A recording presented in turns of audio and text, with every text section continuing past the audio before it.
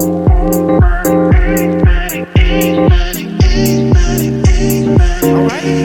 everyone to another episode of Al Heron Talks, and today I am so excited for episode number 9? Golly, episode number 9, and we have one of the absolute best teacher, leader, mentor, whatever you want to, however you want to classify her in the whole entire real estate industry. If you ask anybody who has encountered this person, they will tell you, I've never met anyone quite like her. She is truly a thermostat versus a thermometer, right? And what do I mean by that? So Deana Custer has the ability to set the tone, set the temperature for any situation that she's involved in. And so where most people generally react to things and they are simply a measure or a reading of what the climate is, therefore they are thermometers. That's not Deana. Deana is a thermostat, and she's a thermostat, not a thermometer. And the thermostat is the controlling mechanism which sets that tone, and she's very careful to always make sure that people are in a safe place, a positive place, a place where they can be their optimal selves, right? Whether it's productivity or just be at peace with themselves. And I've always said it too. When I first met Deana, I was like, wow, there's something different about her. And then I got to the point where, don't talk to Deana if there's not something, if you got something you don't want to get pulled out of you, do not just avoid her at all costs, because she's going to know it. And not just know it. She's not going to let you just walk by. She's going to ask, hey, what's happening? And she's not going to let you make it with some generic, kind of, hey, this is what's up and kind of thing. But no, she's special. I think it's an anointing, actually, for a person to have that kind of skill set. And so there's so much that makes her special, right? And I just wanted to be able to share the person that everybody knows as Deana Custer, who is our Director of Talent Acquisition at Monument Realty. But she's so much more than that. She's a minister. She's a productivity coach. She's also a life coach. She's a little bit of everything. And so it is my great pleasure to welcome to this episode my really good friend, Miss Deana Custer. So welcome, Deana. Thank you so much. I've been listening to and watching the podcast, so now I actually get to be here in person, and I feel so honored. So thank you for having me, and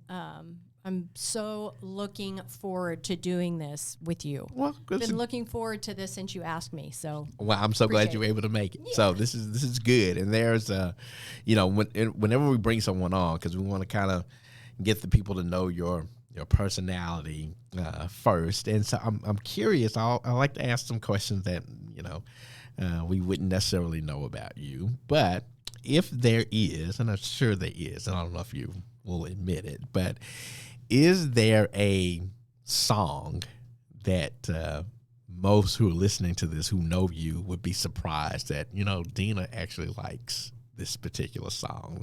One that you would be embarrassed that people may know that you actually enjoy that particular song. Oh my gosh. Well, I mean, I'm trying to, I haven't listened to country music in years. I wouldn't be embarrassed to admit, but every once in a while, my husband and I will go to Katy Trail Ice House, and we have a deal that we are not allowed to order dinner until we hear Willie Nelson sing a song. So I love to hear Willie Nelson sing, and most people are surprised by that. It's not my usual genre, I guess, but I like that guy. Willie Nelson. I've enjoyed Willie Nelson over the years too. Now Willie, so when y'all are there at the Ice House, is there a jukebox or something? No, they just play all this old school country And so music. you just have to, y'all are just sitting there waiting We until know he it's going to be Waylon or Willie or somebody is going to be playing before long. Oh, really? And so then yes. just until Willie starts, Yes. the Willie song comes on. And the servers know it. So Okay. they know when they hear Willie Nelson, they come and they say, "You guys ready to order?" Oh, wow. Okay. That's interesting. fun. Very good. Very good. Excellent. And so now tell us your routine. How does the day start for Deana Custer? What does your day look like? Well, I get up at 4 a.m. Every morning, and the first thing I do is the first part of my day is kind of a tithe of my day. I spend time with the Lord and just really try to hear His voice and get some direction for the day. The days when I don't do that, if I'm running late or whatever, I'm always sorry that I didn't do it, because then something happens during the day that I needed the message that God had for me that morning, that I would need it for the day. So that's something I don't compromise on. I want to spend time with the Lord every single morning, and then we go work out, and then we come back home and I clean the house because I want to come back home to a clean house. So I'm obsessive about it. And then I get ready for a morning show that we do for Monument, you and I, called Good Morning Monument. And that is a show we do Monday through Thursday, a 20-minute show where all of the agents at our company hop on the show and we begin the day together. And we have a few minutes of mindset, and then we'll usually bring someone on to teach, and then different services of Monument will come on their day and share what's going on at Monument. Yeah.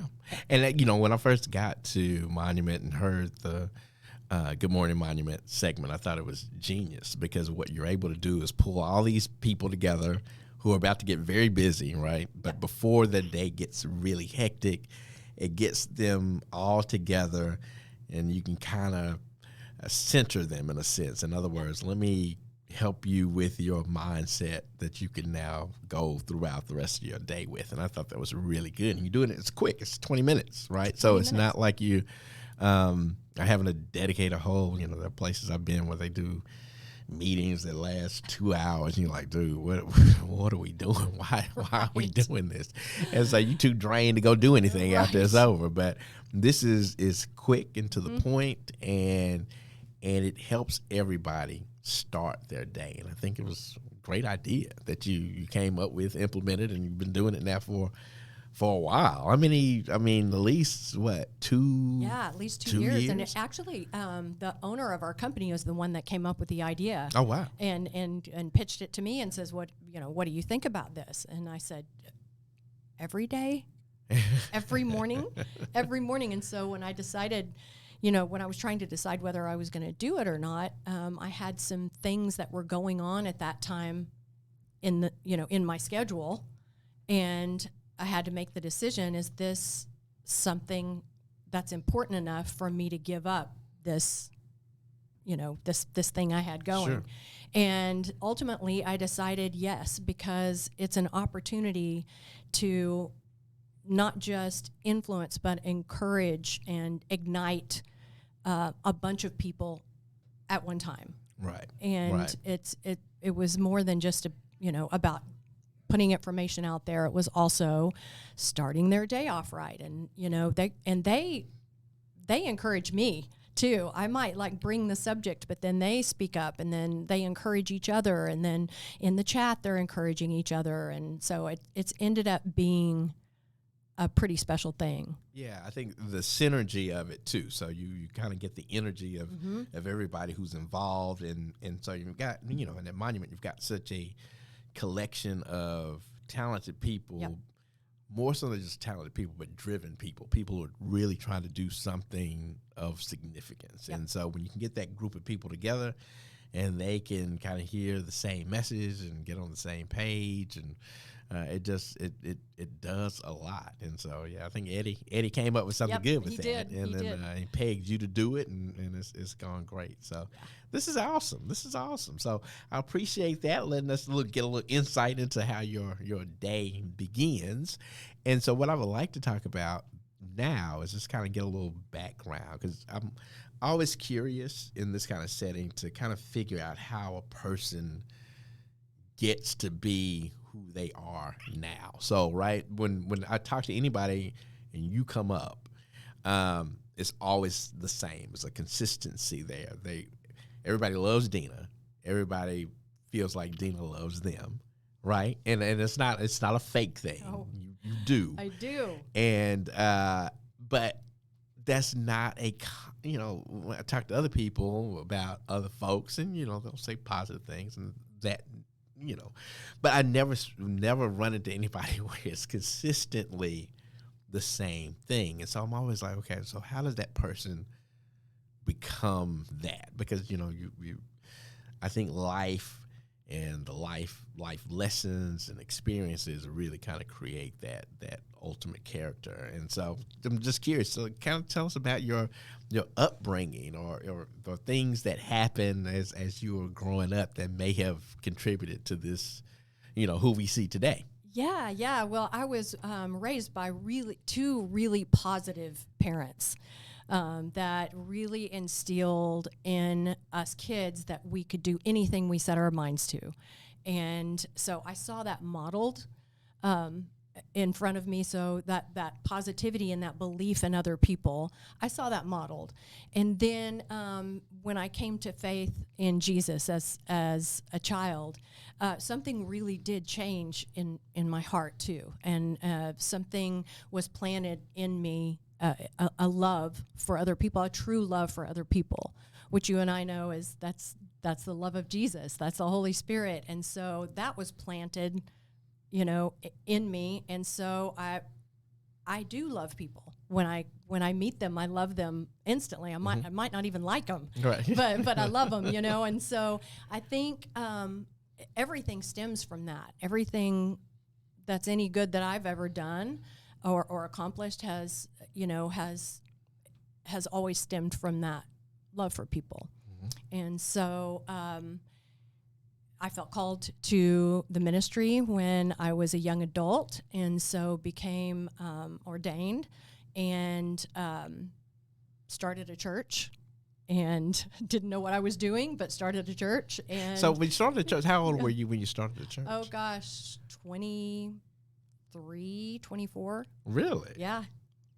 Yeah. And so what make let's go back there too, because now here's the thing too. You Southern, grew up in Oklahoma. Yep. And I do know just from, I'm, of course I look a whole lot older than Dina, but I think you're just like a day or two older than me. And I do know in that era, I don't know that a woman being a pastor of a church was necessarily something that everybody was cheering on at that stage. Right. Tell me about how do we get there? So after you get the call to the ministry and you decide, hey, no, I want to be a pastor. How was that met? How did you deal with that? Yeah, well, because all women were considered just, around that time were mostly just considered to be pastors' wives. That was the role. You could play the piano or teach kids church or whatever. But I wasn't really raised in church. Okay. My parents were believers, but I wasn't really raised in church, and so I didn't know that I couldn't do that. Gotcha. I just knew that God had placed a message inside me, and I knew that I wanted people to love Jesus and know Jesus like I did. Mm-hmm. And I wanted them to realize that there was a purpose for their lives. And so I had that message, and it was just a fire that was burning, so I just went ahead with it. And, pastored the... I didn't pastor by myself. Okay. But I did go in there with a pastor mentality. I mean, I wanted to love the people, and I wanted to serve the people. So I just got in there and did that, and didn't realize until after I'd started it that was not something that was usual for that time. Okay, so how do you learn then that was not usual?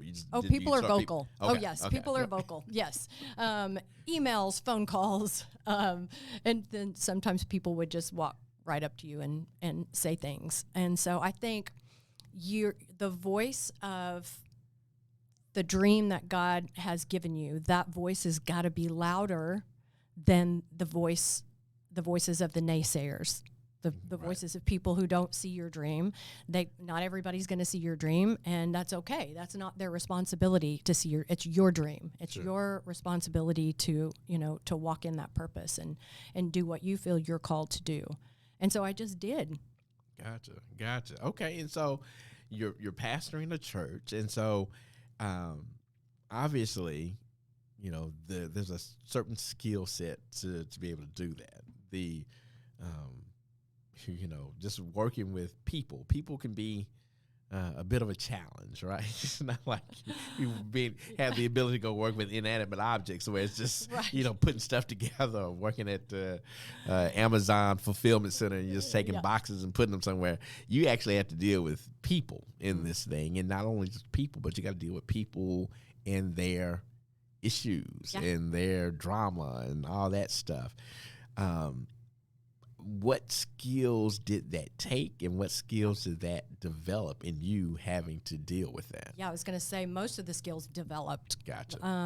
The love for people was there. Sure. And the realization that I'm so imperfect, and that also the realization, to this I'm called. Mm-hmm. I'm called to difficult people. Right. I'm difficult myself. I'm Okay. called to difficult people. And so this is all a part of, even the most difficult people, if I believe the word, and that God will use all things together, work all things together for my good, Mm-hmm. and for their good, if they're called according to the purpose and they love the Lord. That's what, the Bible says, that I have to kind of embrace all of that. Right. And I won't tell you I did it perfectly, but you've got to keep believing in people, and especially the people you believe that God sent to you. Some people are just there for a season, Mm-hmm. and that's okay. But the ones that you're supposed to, walk through life with, you don't give up on. Right. So Okay. So then we go to from accepting your calling, becoming an ordained minister, now pastoring a church, and then you eventually move into, coaching and productivity coaching at that, and then you into real estate, right? Yeah. We met at Keller Williams, Mm-hmm. and you were there doing a great job. And what I noticed right away was that you had an ability to help people bring out things in themselves that maybe they dreamt of but didn't really believe. Because I think that's a big difference. People will dream, oh, I want to be this, I want to do that, I want to achieve this, but they don't really believe they can, right? It's something that, it would be great if I could. And what I noticed in your interactions with people, in particular real estate agents, you were able to get them to first acknowledge, or at least first create a belief system. Okay, what do you really believe you can do? Because that's all you're going to be able to do initially, is what you believe you can do. If you don't believe you can do it, it's not going to happen, right? And so I noticed that you had almost like a magic power that you were able to talk to these folks, and all of a sudden they're doing stuff that didn't seem likely or even possible for them previously. And I would imagine, I guess, some of that was developed from pastoring a church and again, that love for people. But explain to me that process. How are you able to take someone, get them to first even admit that, okay, yeah, you're right, Dana, maybe I don't really believe I can do this, but you're able to kind of turn it around for them, get them to establish some belief system or belief in themselves, and then they take off to ridiculously incredible heights. Well, I think, going back to the days when, we started the church, remember I said I could do that because no one told me I couldn't do it, right? But I had been told by positive parents, you can do anything you set your mind to. And so that's what I believed. And it's what I believe to this day. But most people don't have parents or authority figures speaking into their lives saying, you can do this. I see more in you, and you've got this ability. You can be anything you want to be. You can do anything you want to do if you set your mind to it. And I believe that our words have power. And when you speak over people and you see something in them that maybe they don't see in themselves, and you speak over that, and you really believe for them until they can believe for themselves. I mean, that there's so much power in that. So much power in that. And I think too, just looking at the big picture, getting them to look at the big picture, like as far as real estate goes, real estate's a great profession, but there's a bigger reason than just buying and selling and investing in homes and helping people. There are life-changing moments in that vocation. You meet so many people. I hear real estate agents tell me I feel like a marriage counselor sometimes. I feel like, people tell you things and they share their life stories with you, and you have the opportunity to really make a difference. And so getting them to focus on that big picture and not just, setting goals, here's what I want to accomplish, but really, shining a light that there's a purpose for them.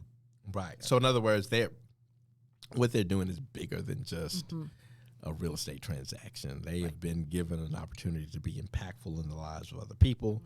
And you're right, when people understand that, that's a greater responsibility, it's a greater burden. And so people then act accordingly, right? They change their behavior and they change their outlook, and there feels to be a greater responsibility I have for this person that I'm working with, other than just helping them buy or sell this house. I need to be a person who will, at the end of the day, have positively impacted them by being in their life. So that is that's pretty profound. And so now you did say that you have to sometimes believe in someone before they even believe in themselves. Yes. Now, and that's wonderful, and I love it.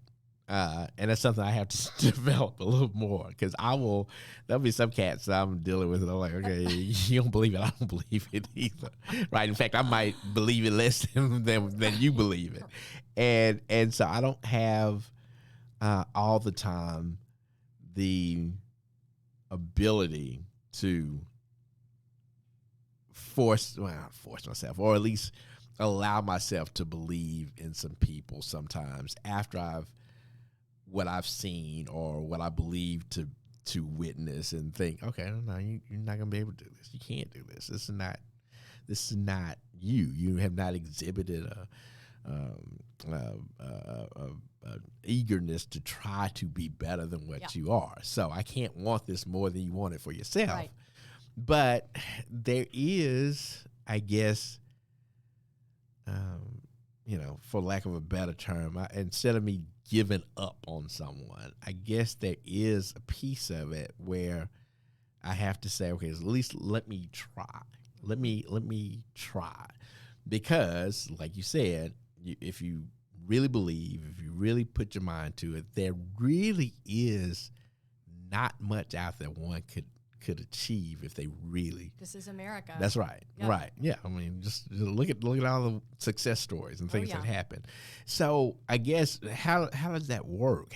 Like, if you were coaching me up on, okay, Al, you can't be so short-sighted, right? Give this girl a chance to be the best of themselves. But the only way you're going to be able to do it is you got to exhibit some level of grace and at least think that, give them a shot, give them a chance. Yeah. Oh, I think you do that brilliantly. I actually think you really do a great job with that. And you're right. You can see it in them and you can believe it. Even if they don't believe it, you can't make them take action. That's the thing. You can motivate them, and you can help them create a plan, and you can hold them accountable and ask the hard questions, but they have to actually put one foot in front of the other.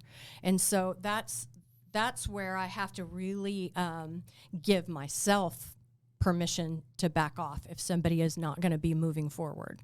and know that I did what I was called to do. I saw it, I called it out, I believed in them, I prayed for them, I encouraged them, I gave it my very best shot with them, and now it's up to them what they do in the future. I'm only responsible for planting that seed and watering that seed and exposing it to sunshine. I'm responsible for that, but I can't make it grow. I can't stand over it and command it to grow and watch it grow. Like, there's some action that's got to be taken by the other person. Right. And so even if they don't take action, I don't consider that all is lost. I consider that that seed is still in there. And it may be something I won't see grow ever. Maybe I'll lose track of the person, never see it grow, but the seed is planted in there, and I can rest and know I've done my job. Right. That's a great perspective on it, because then if you think about it, you've not compromised your standards. So in other words, if you have this ability, you've been given this gift, and you have this skill set, as long as you, Dina, does her part, I'm going to give you an opportunity to be as great as you can be, or at least I'm going to do the things I can do to help make that happen. Yes. But at the end of the day, that is really the only thing I'm responsible for. That's the only thing. Right. So I can't make it happen for you. I can just help create a situation or set the tone, set a temperature Yes. that will be conducive to making this happen. Yeah. And then if it happens, great. Yep. If it doesn't, maybe it doesn't happen right now. Maybe it'll happen eventually, later. but Yep. I've done my part. You've done your part, and you rest in that. Okay. See how you coached me up on that real quick? I'm ready. I'm ready. I can go do that. That is good. Now, here's another thing that I wanted to talk to you about, because I've seen it and I actually witnessed it with you one time. Well, won't have to get into the details about it, but you had to, in society nowadays, you have to be aware of religious differences and personal preferences on things, and you have to be conscious of that, to not offend or not to you know what I mean? Just you don't want to be that person, right? But you don't want to cover your light, right? So how does one work inside of corporate America or in the workplace, knowing that you've got this call in your life, right? You want to, more than anything, see people become believers and have a chance at everlasting life. And so it's not like you can just turn it off. I go in the workplace, I'm just turn that off. Yeah. So how has that been for you? In some places that sometimes may even been hostile to that. How have you maintained, or what do you do to make sure that you're true to yourself, true to God, and you're able to do what you've been called to do? Yeah, I say 99% of it is the witness is your life and the way you live it and the way you love people. And others can argue with your belief system, your doctrine, your religion, whatever it is, but they can't argue with love.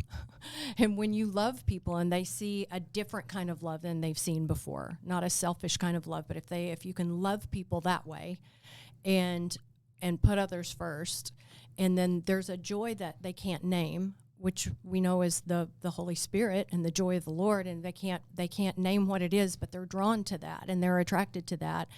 And then they ask, like, what is it? Well, why are you always so positive? Or why are you always so, or, even on the days that I'm not and I blow it, and just own it. Just own it. And, it's just how you treat people on a day-to-day basis. You're honest. You have integrity. You make right decisions even when it costs you. You keep your word even when it costs you, and you make these decisions. And so I think that's a huge part is just living out the Christian faith and people see it in your actions. And then there are times that you do have to answer the hard questions, or you have to speak up and say something. And we don't ever want to be disrespectful to anybody else that may not believe the same way we believe. So we're not down there trying to, shove it down someone's throat either. But I think it's just more the light that's inside you and the way you live your life. I think that is, perfectly said, right? It's the witness that you bear. So when people see you in action, because it's true, actions always speak louder than words, right? So people can say I'm this and that or whatever, but you look at them and you see how they treat people and what they do, and you're like, okay, really? And but it's the person who is genuinely doing things, behaving in a certain way, being what they purport to be. Yeah, people follow those folks, and they'll listen to you, right? They'll pay attention to you because it's just something different. It's not what the world normally provides, and so it's so different that it allows you to also gain a level of influence that I think, and when I see it in you all the time, because you're very influential, very great, wonderful speaker, communicator, but I think all of that is because of the genuineness of your lifestyle and what people see in you. And so it allows people to be open to hear you, listen to you, and be impacted by you. And I think that whole combination of things makes someone more influential than just having a piece of it, right? So you can have somebody who's a jerk of a person, but a tremendous communicator. True. But if I see both, if I see you communicating wonderfully, but I see you privately acting like whatever, your impact on me is going to be very limited. And so I think the reason you're so awesome in your interaction with people is because there's consistency with all of the things. And so all of the things, that's a Trisha thing, all of the things. And so that, I think that's key. I think that's amazing. You also have, and I'm so glad this is coming back, your Limelight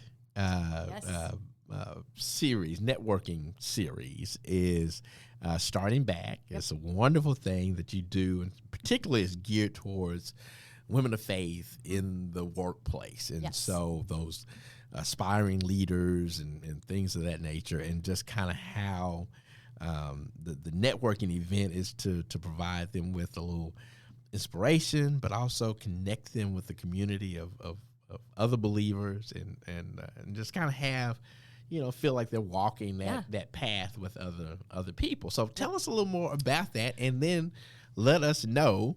Can men crash the party? I don't think so. Not this time. Not this time. No, you know what? It's just something in my heart to do, because I just think when women get together, bring all their gifts and their talents together, and they have a space where they are supported and believed in and poured into. And I believe when they come together, they can accomplish anything. Mm-hmm. And I know most of the women that I know they just give out all the time. They're supporting everybody in their lives, their family, their friends, their coworkers. They're wearing so many hats. And a lot of times women who are professional women in the workplace, they work so hard, and then very seldom do they feel that support coming in from the outside. Sure. And so I just wanted to provide a space where, we can support each other and celebrate each other, just celebrate the good things that happen, and then help each other through the difficult things as well. Because when you are a woman and you are trying to be a Christian and you're trying to kill it in business at the same time, sometimes that's hard. Mm-hmm. Sometimes that comes with all kinds of challenges. And I want to create a space where we can work through those challenges together, and where women can come and know that I am being prayed for. Like, I'm being listened to, I'm being validated, I'm being prayed for. Someone's celebrating when I do something well. When when I'm killing it in business, they're proud of me. They're not jealous. Right. They're proud. Sure. And so I got together a group of just outstanding business professionals that are female, that had the same heart, that wanted to create this with me. And so we are going to have our debut event on April 28th. From 11 to 1. We made it to span 2 lunch hours so that more women could come and be a part. This time it's going to be at the Tribute Golf and Country Club in the Colony, Texas. And we're going to have a total blast. I'll be speaking for this first one, but we've got some surprise special guests that will be coming. So super excited about that. And it's going to be phenomenal. It's going to be a life-changing event, and it's going to be one of those events that women, even if they know nobody else there, they're going to come and they're going to feel the love and the community from the rest of the women. Sure, they're going to be able to make some friends, probably some new friends for life, and they'll get to hear from you. Phenomenal. So here's the deal, too, y'all. I grew up in church too, and I've heard some really, really good ministers, some of the best ever. And so, I'm a little critical of when I'm listening to speakers. I have a high bar that I want them to be. And listen, Deana Custer is right there with all of those people, and so you will get an inspirational message. But not just, sometimes people leave from a place and they're just kind of motivated. But motivation without instruction will simply go away, right? But determination comes when I'm motivated, but I also have a plan. Yes. And I also have a support group. I can do this. And so now I'm determined to do this versus just simply motivated in the moment. And so anybody who can come to that, any woman who can come to that. So not men yet. So we'll hopefully we'll get one later. There'll be a Limelight for Men, the Limelight Men series. Yes, but we got to do it. You got to help me with it. All right. And so that's April 28th. We will make sure that I guess we'll put it in the it'll, I'm talking as though this is in post-production, but I'm sure Marcella, our wonderful producer, will put a link in here so that you all can click and go and get your tickets for that. But it'll be something I promise you will be life-changing, life-impacting. So definitely check that out. This has been awesome, Deana Custer. Thank you, Al Heron. Appreciate it. And I do want to say, anybody who is thinking about a career in real estate, there are a ton of places you can go. There are a ton of places that are outstanding places. We never try to say some places not where you need to go. If that's where you're supposed to go, that's where you're supposed to go. Yeah. But I promise you, the collection of leaders that have been put in place at Monument Realty, headed by this lady that we've talked to today, Deana Custer, this is a place where if you have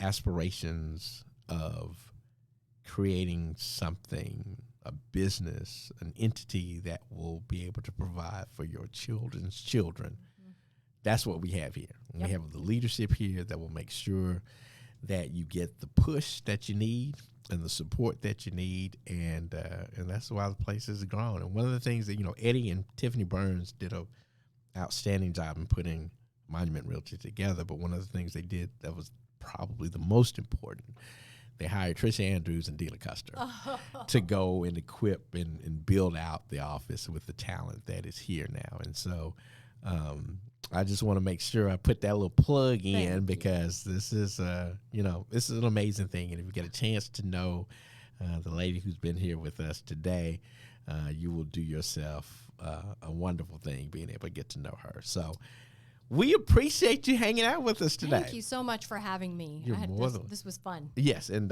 we don't want you to be a stranger. We'll have you back. And with Trisha. For You sure. and Trisha Yes. Andrews are kind of like two sides of the same coin. So I need to have y'all both together. So that'll be good. Sure. So we appreciate it, y'all. If you like this, please subscribe, like, share. What are we supposed to say, Marcella? That comment. You can comment too. Yeah. So do all of those things. This is on all of the streaming platforms and then also on YouTube. I hate this on YouTube today because I'm in here looking like Ron Washington. I got my hair all growing out on the side, looking like I'm ready to say that's the way baseball go. But anyway, y'all have a good one, and we're going to see you. We'll see